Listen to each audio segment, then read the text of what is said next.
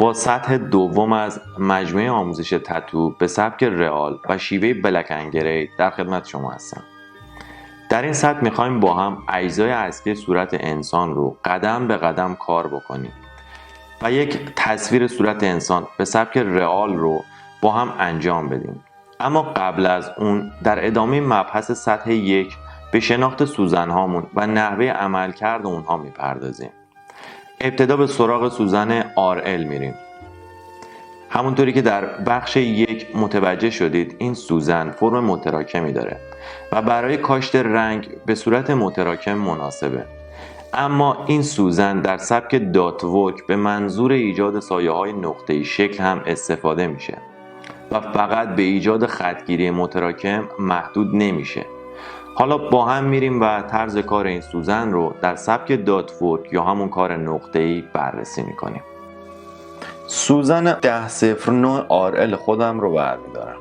با خودکار یا ماژیک مخصوص یک فضای مخروطی شکل رسم میکنم. توجه داشته باشید در این تکنیک باید به رو و پشت کارتریجمون توجه بکنیم.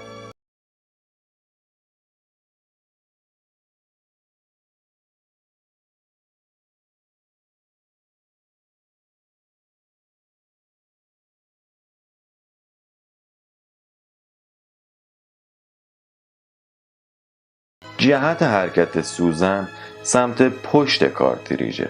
در واقع از نقطه فرود به سمت پایان سایه حرکت کارتریج به جهت پشت اون صورت میگیره که با انجام این عمل سایه های نقطه‌ای شکل به وجود میاد.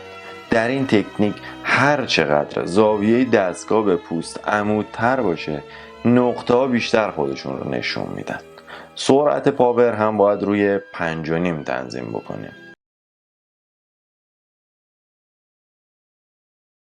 خب بعد از انجام تمرینات بخش قبل نوبت میرسه به شناخت سوزن RS و نحوه عمل کرده اون. همونطوری که در تصویر میبینید این سوزن لحاظ ظاهری بسیار شبیه سوزن RL، اما با این تفاوت که سر سوزن ها به هم چسبیده نیست و برای ما عمل کاشت رنگ به صورت نیمه متراکم رو انجام میده. حالا این سوزن کجا کاربرد داره و چه تکنیکایی رو میشه با اون اجرا کرد؟ در واقع این سوزن در سبک رئال یک محوکن و سوزن همه کاره است. اگه به تصویر دقت بکنید میبینید که اگر سوزن RM و M1 رو به شماره های 3 برسونیم در واقع از لحاظ ظاهری همون سوزن RS ما میشه.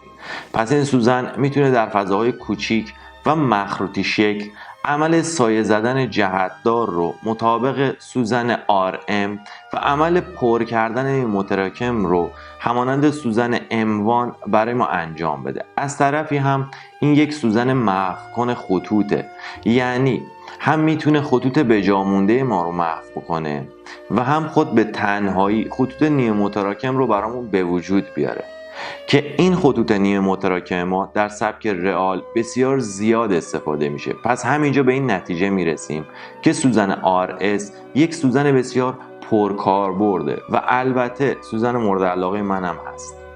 حالا با هم بریم و این چند مورد از توانایی‌های سوزن RS رو حین کار بررسی بکنیم. حالا سوزن 1209 RS رو برمی‌دارم. توسط خودکار یک خط 1.5 سانتی متری برای انجام تکنیک خطگیری نیمه متراکم توسط سوزن RS رسم می‌کنم. این تکنیک کاملا مشابه تکنیک خطگیری متراکم که در سطح 1 آموزش داده شد انجام میشه. حرکت دستگاه از روی هوا شروع میشه و با کم کردن ارتفاع به پوست نزدیک میشه و در انتها هم با ارتفاع گرفتن خط رسم میشه. در واقع یک خط دو سرباز هم هست، با این تفاوت که خط نیمه متراکم هست. در این تکنیک سرعت پاور رو روی 6.5 باید تنظیم بکنیم. حالا دوباره با خودکار یک فضای مخروطی شکل برای انجام تکنیک سایه جهتدار نیمه متراکم با سوزن RS رسم میکنیم.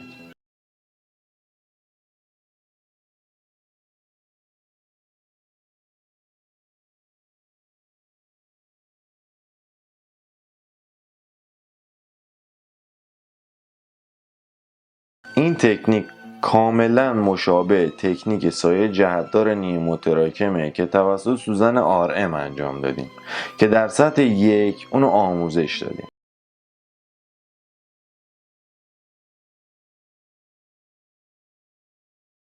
تنها تفاوت این دو در فضای قابل استفاده اوناست. مثلا از سوزن RM برای فضاهای بازتر و از سوزن RS برای فضاهایی که کوچکتره و سوزن RM جا نمیشه استفاده میکنیم. در این تکنیک هم سرعت پاور رو روی 5.5 تنظیم میکنیم. حالا یک مربع کوچیک برای انجام تکنیک پر کردن نیمه متراکم توسط سوزن RS رسم میکنیم. این تکنیک هم دقیقاً مشابه همون تکنیک پر کردن نیمه متراکمه که توسط سوزن M1 صورت میگیره که در سطح 1 آموختیم.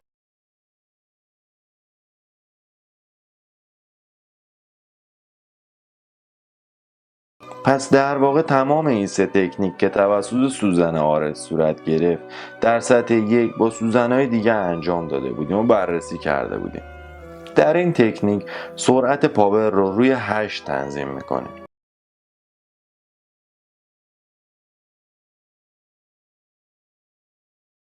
مبحث سوزن‌های RS و RL به اتمام رسیده و ممکنه شما با خودتون فکر بکنید که مبحث سوزن‌ها به اتمام رسیده، اما باید خدمت شما عرض بکنم که استفاده از سوزن‌ها و نحوه عملکرد اونها بسیار گسترده‌تر از توضیحاتیه که در سطح 1 و در سطح 2 براتون شرح دادم.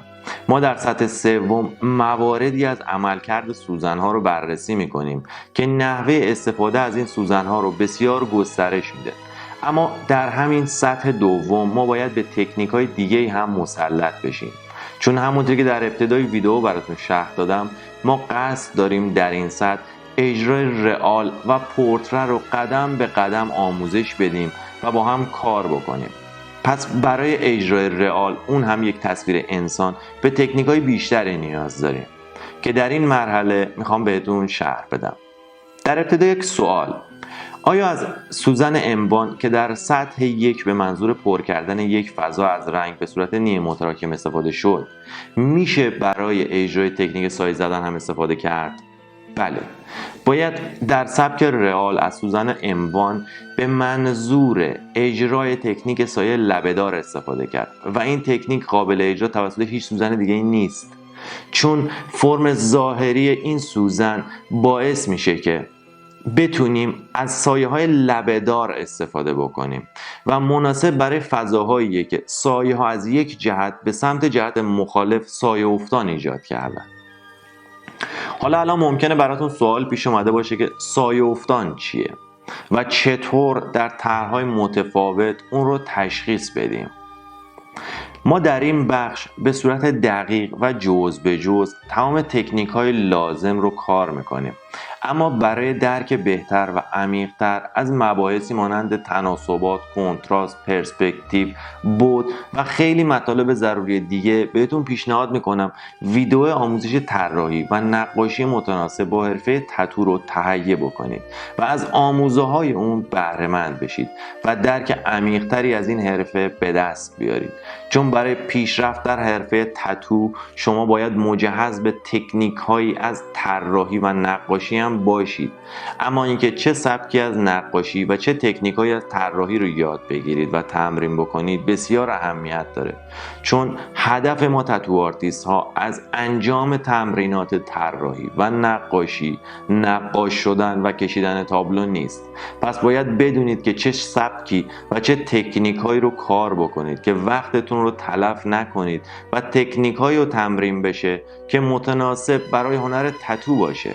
برای تهیه کردن این مجموعه فقط کافیه که به دایرکت اینستاگرام من پیام ارسال بکنید. خب حالا برگردیم به ادامه توضیحاتمون. در رابطه با سوزن M1 این قسمت میخوایم با هم تکنیک سایه لبه‌دار رو انجام بدیم. سوزن 10-11 M1 خودم رو برمیدارم، با خودکار یک خط چند سانتی متری رسم میکنم. توجه داشته باشید که از این تکنیک در فضاهایی استفاده میشه که سایه افتان طول بلندی داشته باشه. یک نکته در اجرای این تکنیک وجود داره. به سوزن توجه بکنید. هر دو سمت این سوزن دارای لبه است که ما از همین لبه برای ایجاد سایه استفاده میکنیم. به این صورت که میبینید یک طرف لبه به سمت خط نزدیک میشه و دستگاه زاویه متمایل به خط مذکور میگیره. البته توجه بکنید شباهت فرم حرکت این تکنیک با تکنیک خطگیری متراکم که در سطح یک کامل توضیح دادیم مشابهه. در این تکنیک هم سرعت پاور رو روی 5.5 باید تنظیم بکنیم. بعد از انجام تمرین سایه لبه‌دار نوبت میرسه به سایه نرم متراکم توسط سوزن RM. نکته: قبل از اینکه با هم بریم و این تکنیک رو انجام بدیم میخوام یک توصیه بهتون بکنم. اون هم اینه که در دیدن ویدیوهای آموزشی اصلا عجله نکنید و بعد از یادگیری یک تکنیک ابتدا اون رو بارها و بارها تمرین بکنید و بعد به سراغ ادامه ویدیو و بخشای بعدی برید. چون این تکنیک ها مشابه اجزای یک پازل هستند و فقط زمانی یک اثر هنری رو میشه خلق کرد که تمام اجزای این پازل که همون تکنیک های ما هستن در کنار هم قرار بگیرن. خب حالا میریم به سراغ تکنیک سایه نرم متراکم توسط سوزن RM. سوزن 10-13 RM رو برمیدارم.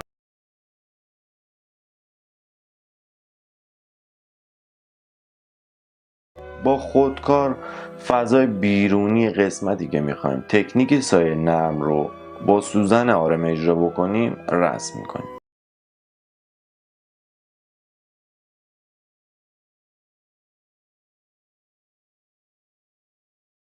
اجرای این تکنیک کاملا مطابق تکنیک خطگیری نیم متراکم صورت میگیره که در واقع منظورم همون فرم حرکت دستگاهه، با این تفاوت که تعداد رفت و برگشت ها بیشتره و در تمامی جهات این حرکت صورت میگیره.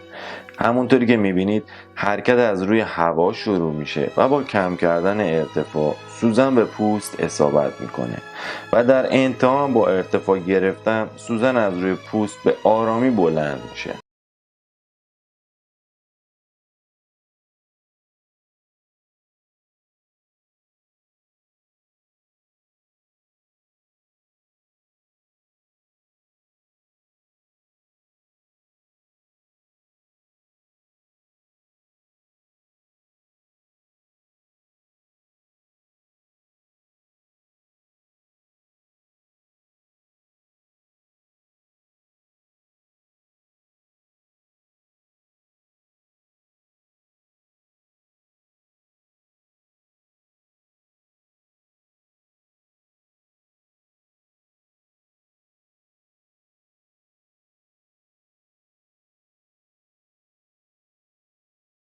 در این تکنیک سرعت روی 5 و یا در صورت امکان روی 4.5 تنظیم میشه.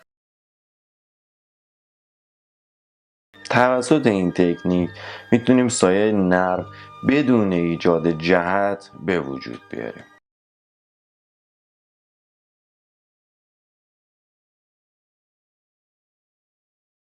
بعد از اتمام تمرینات تکنیک سایه نرم متراکم میخوایم با هم یک طرح کره برای بالا بردن درکمون از بعد و توناژ و رنگ اجرا بکنیم. حالا که صحبت از توناژ رنگ شد بهتر ابتدا رنگ و توناژ اون رو با هم بررسی بکنیم و نحوه ساخت طیف رنگ گرم و رنگ سرد رو با هم کار بکنیم و براتون شرح بدم که هر کدوم در چه فضای قابل استفاده است. در ابتدا لوازمی که برای ساخت رنگ نیاز داریم: رنگ مشکی سد نرمدانه، رنگ قرمز اسکارلت، رنگ آبی سد، میکسر سولوشن، شیدر سولوشن و دستگاه میکسر. این ابزارها برای ساخت رنگ گرم و سرد در طیف بلک اند وایت کاربرد داره. حالا بریم و با هم ساخت رنگ رو انجام بدیم. همونطوری که تو تصویر میبینید 3 تشتک برای 3 توناژ رنگی طیف گرم و 3 تشتک برای 3 توناژ رنگی طیف سرد در نظر گرفتیم.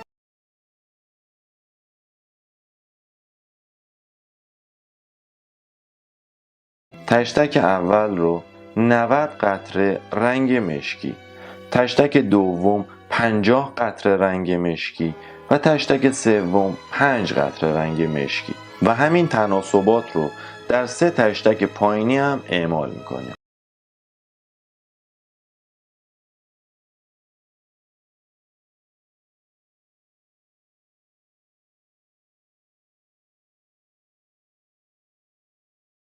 در طیف رنگی گرم از رنگ قرمز اسکارلت استفاده میشه.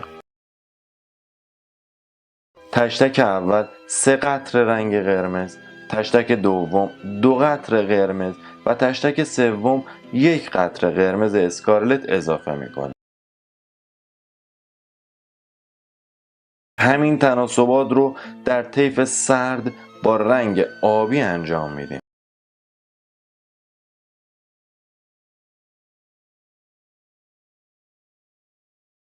تشتک اول 3 قطره، تشتک دوم 2 قطره و تشتک سوم 1 قطره آبی.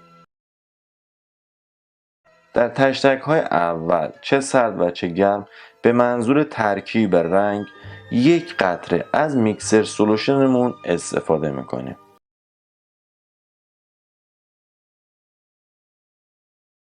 در تشتک های دوم و سوم به منظور ترکیب و رقیق کردن رنگ و ایجاد توناژ از شیدر سولوشن استفاده میکنیم. تشتک دوم 40 قطره و در تشتک های سوم 90 قطره. فقط توجه داشته باشید که این تناسبات برای تشتک های در نظر گرفته شده که 100 قطره رنگ رو در داخل خودش جای میده. در غیر این صورت از تناسبات کلی که الان بهتون شرح میدم استفاده بکنید.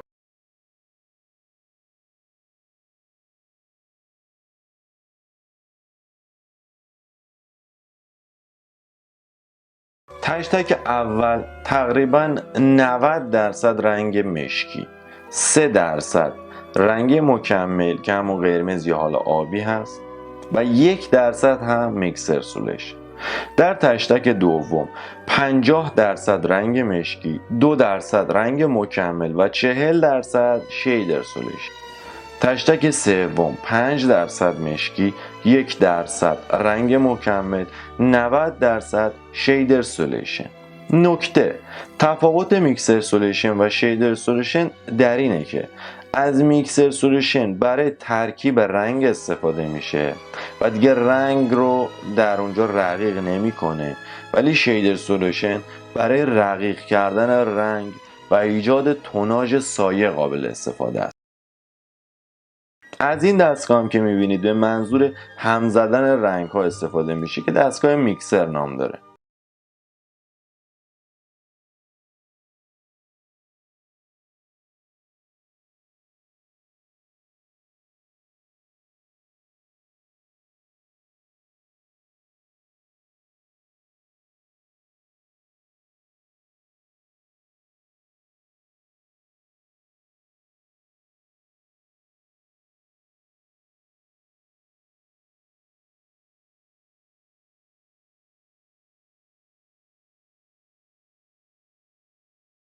حالا که ساخت رنگ در این طیف رو یاد گرفتید، مطمئناً براتون سوال پیش اومده که در چه جاهایی از رنگ گرم و در چه فضاهایی از رنگ سرد باید استفاده بکنیم.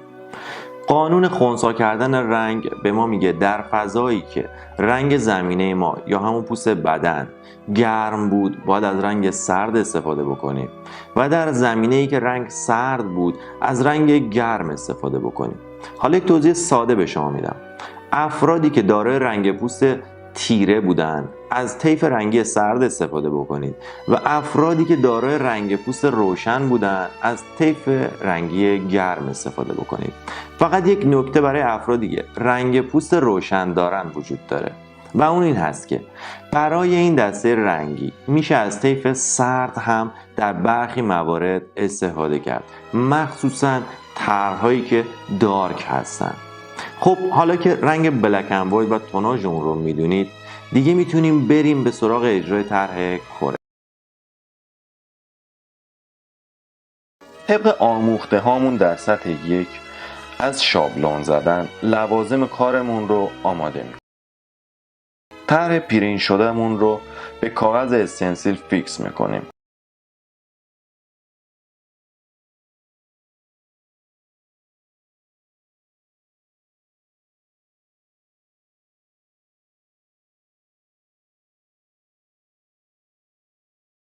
در انجام شابلون زنی دستی طرح رو کوچیک کنیم که انجام عملیات شابلون زنی ساده تر بشه و مسلط تر بشید.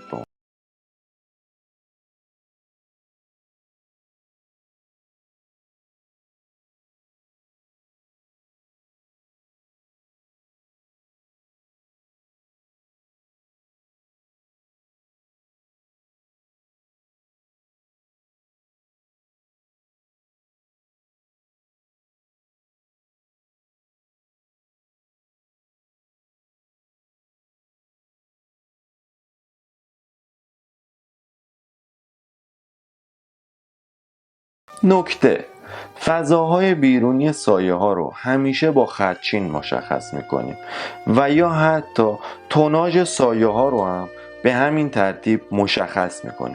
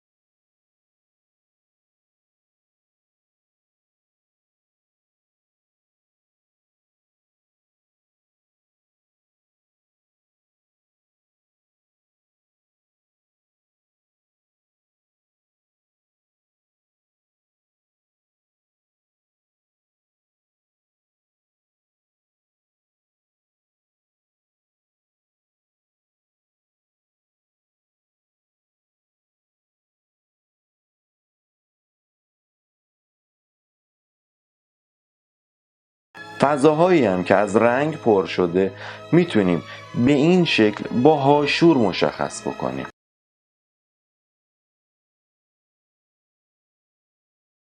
همیشه شابلون رو به این شکل قیچی کنید که به تناسبات بیرونی طرح برش خورده باشه که در حین پیاده سازی شابلون روی پوست راحت تر فضاش رو بتونیم مشخص بکنیم.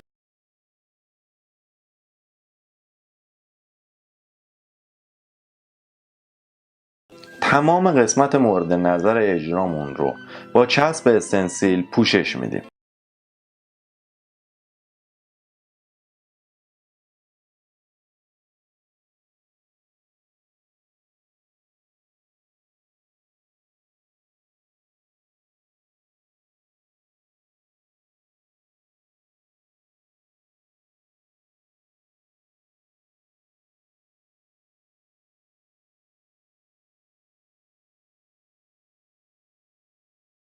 نکته: از دست کشیدن روی شابلون خودداری بکنید، چون ممکنه باعث پخش شدن چسب استنسیل و در نهایت خراب شدن شابلونمون بشه.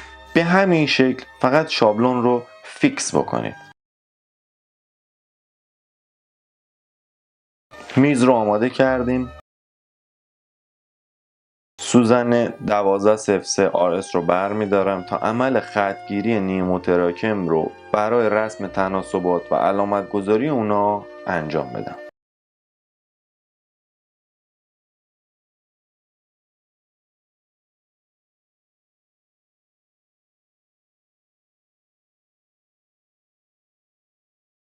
از کمرنگ ترین رنگم به منظور علامت گذاری استفاده میکنم.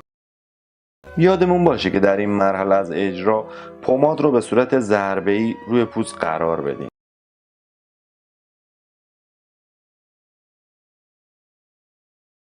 خب حالا شروع میکنیم به علامت گذاری توسط تکنیک خطگیری نیموتراکم توسط سوزن آره.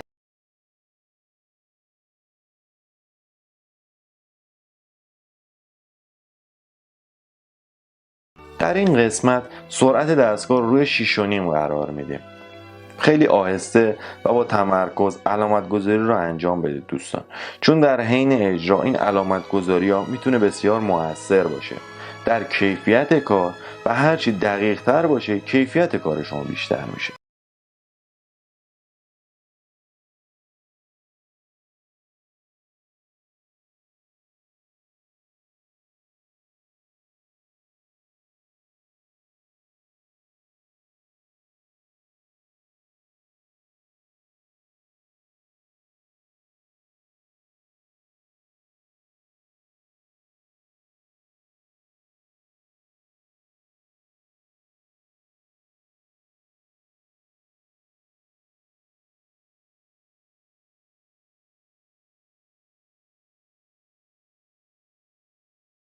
حالا سوزن رو تغییر میدیم و از سوزن 1209 RS به منظور پر کردن فضای کوچیک زیر کره استفاده میکنیم با ولتاژ 8.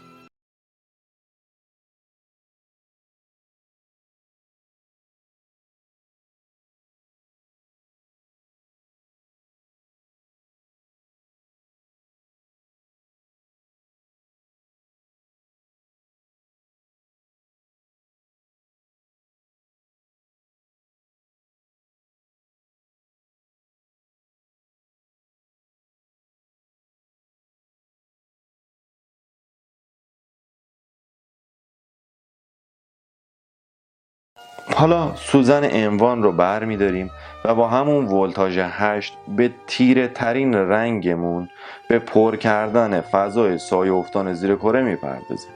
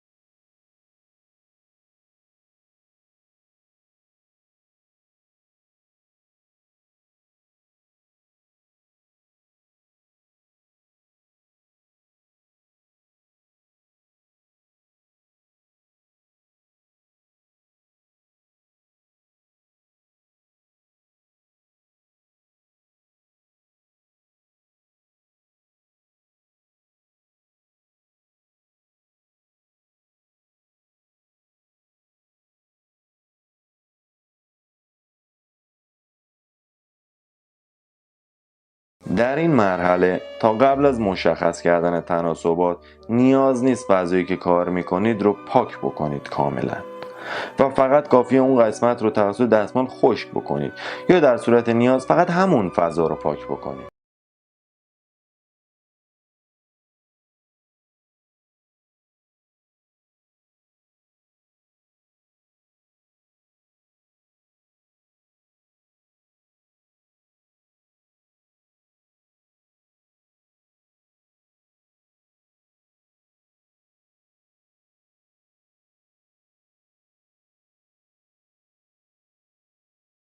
حالا سوزن 10-11 RM خودم رو برمیدارم و توسط تکنیک سایه نرم که یاد گرفتم تیرگی ها رو محو میکنم که اون فضاهایی که پر کردم از رنگ حالت بریده بریده به خودش نگیره.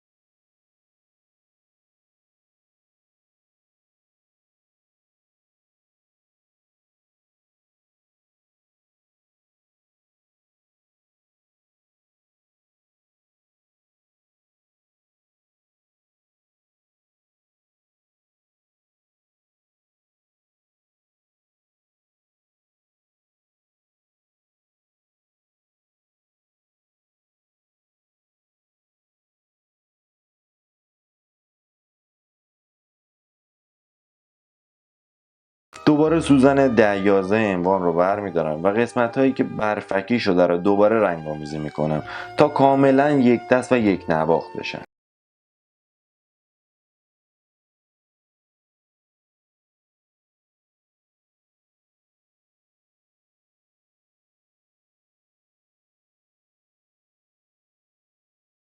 یک نکته مهم توجه داشته باشید ارتفاع سوزن زمانی که دستگاه روشنه بین 2.5 تا 3 میلیمتر باید از سرپلاک بیرون بیاد و از این مقدار بین 1 تا 1.5 میل حق ورود به پوست رو داره.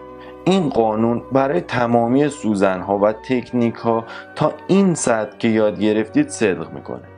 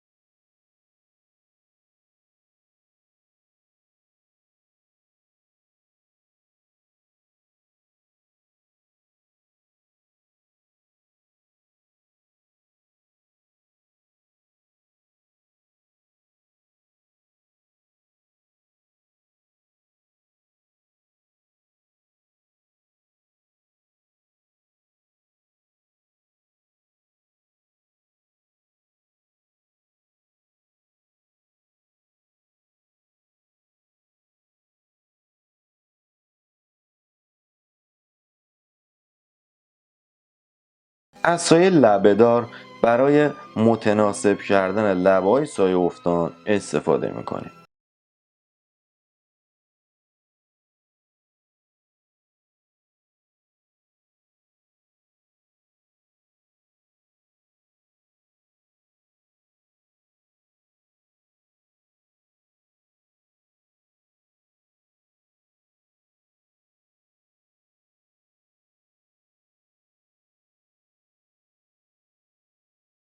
دوباره سوزن آرم رو بر میدارم و ادامه محو کردن رو انجام میدم.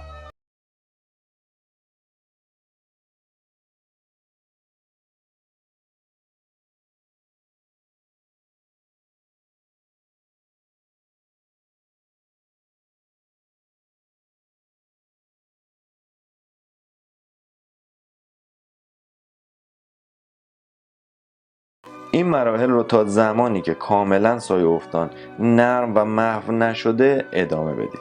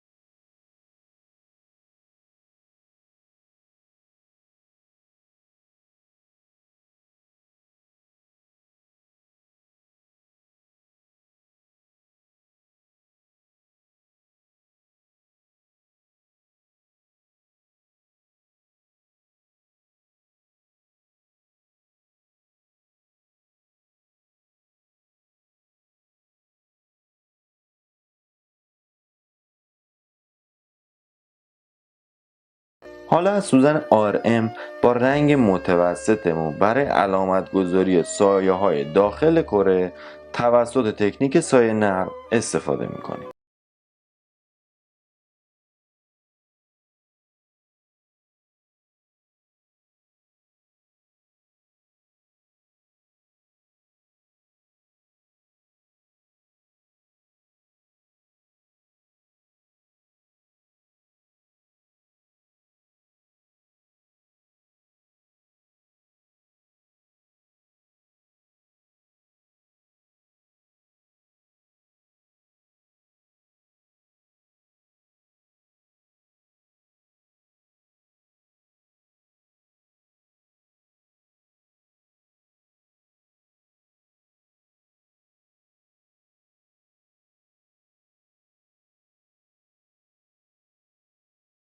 برای به دست آوردن مهارت سایه نرم باید زیاد تمرین بکنید که به اون تسلط کافی پیدا کنید و انتظار نداشته باشید که با 1 یا 2 ساعت تمرین بتونید به این تکنیک مسلط بشید. خیلی آهسته و نرم این تکنیک رو انجام بدید و پرده پرده کار رو تیره کنید.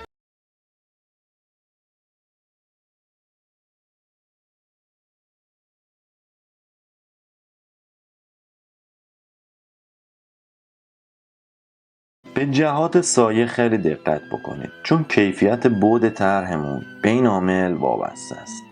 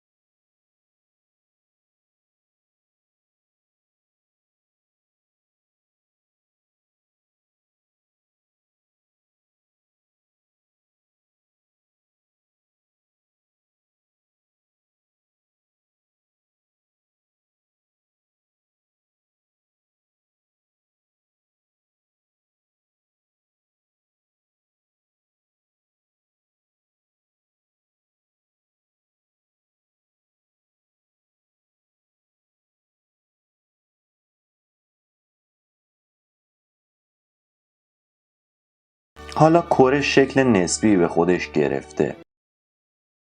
سوزن رو تغییر میدیم و عنوان رو برمی‌داریم که سایه های لبه‌دار رو در قسمت های بیرونی کره استفاده بکنیم. یادتون باشه که سرعت رو روی 5.5 تنظیم کرده باشید. همیشه به ولتاژ پاور دقت بکنید چون تأثیر بسیار زیادی در اجرای تکنیکامون داره.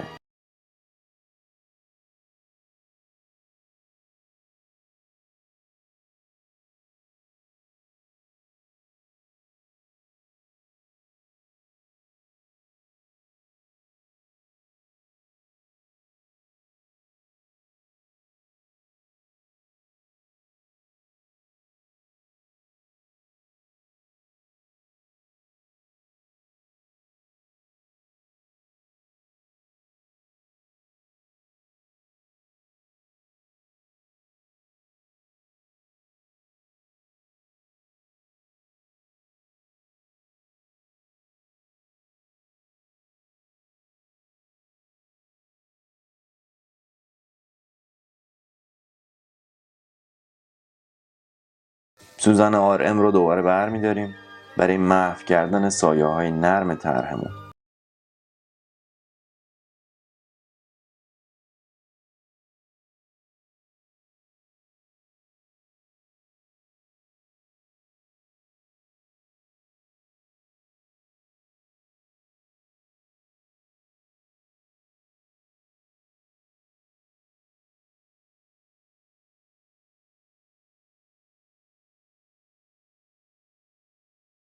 نکته: برای محو کردن سایه های نرم در تمام جهات این تکنیک رو انجام بدید که آثار سوزن در سایه ها و جهت اونها از بین بره و سایه‌مون نرم بشه.